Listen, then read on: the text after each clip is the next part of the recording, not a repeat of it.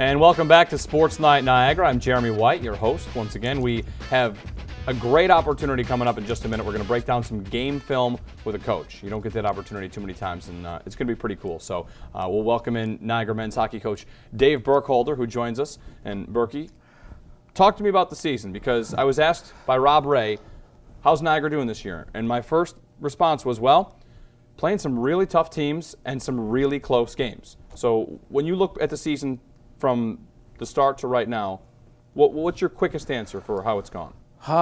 Just a real competitive schedule, and actually, just the way our guys have played, it's not as bad as our record might indicate. And I look at playing, 7 of our 12 losses are against teams that have spent time in the top 10 this year, and so, but I mean, and that's how we've always scheduled at Niagara for 14 years. We're going to try to take on the best. I do my non-conference scheduling. I'll start with the number 1 team in the nation and try to get games and go from there. So, and that's not an excuse for our record, but we've played some great teams and some great venues, and have had some tough losses. Michigan, Cornell, just to name a couple. Mm-hmm. Close losses, you said it exactly right. I went down the schedule just last week. I'm looking, and there's so many one-goal games in there. Your guys have to be feeling at least, hey, we're in every one of these games. The record isn't all that nice to look at, but if you look at the individual games, the efforts and the nights that they're putting in really is. And there's no question. And, when we come out of those games, like, as you mentioned, Michigan's a 1-goal loss.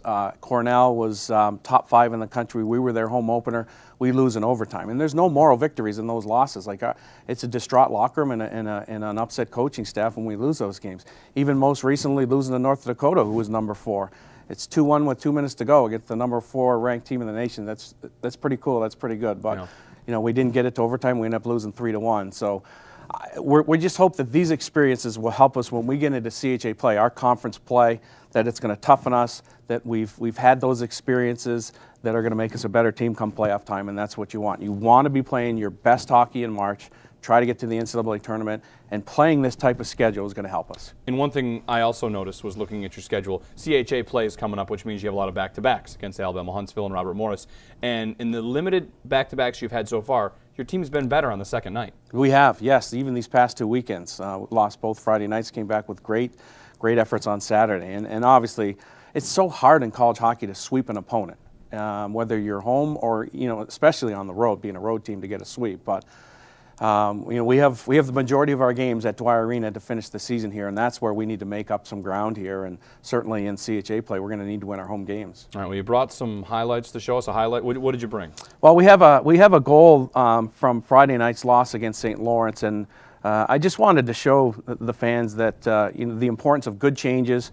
And actually, we'll start here. We have our number 1 power play unit in senior Ryan Elitis, Igor Mironov, and Chris Moran. And we actually had the puck in zone against St. Lawrence, and we were working it around. Didn't score, had a couple shots on net. But I think the key to this clip is that we catch St. Lawrence on a quick up, so they're not allowed to change their penalty killers. There's 1, 2, there's their 4 penalty killers.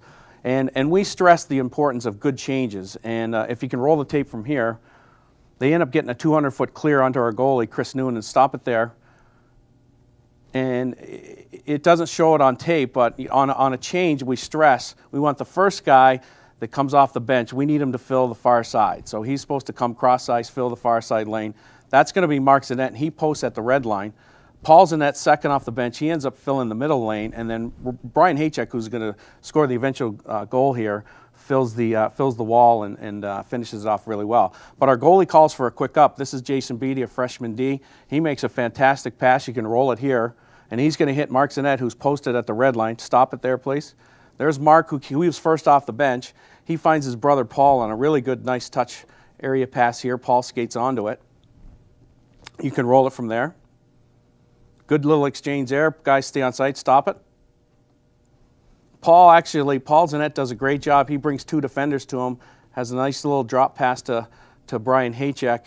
And Brian can shoot it. He is one of our more gifted shooters, and you can see he's locked and loaded, and he doesn't really get all that much on the shot this time. But we always stress anything on net is dangerous, and you can see he finishes it off just hard enough that it slips through the St. Lawrence goaltender for a big goal, and that made it 3-2 at the time, and was a big goal. We ended up losing the game, but that just shows you, we were really alert on a good change and a quick up, and then we didn't let St. Lawrence get their change on the penalty kill. And you don't get the stat power play goal, but it's like a residual power play goal because you have the man advantage, and right from there you rush up the ice and you're able to take advantage of that scenario. So now if you're talking about this upcoming weekend, Bemidji State, big series, it's conference play, and they're right at the top.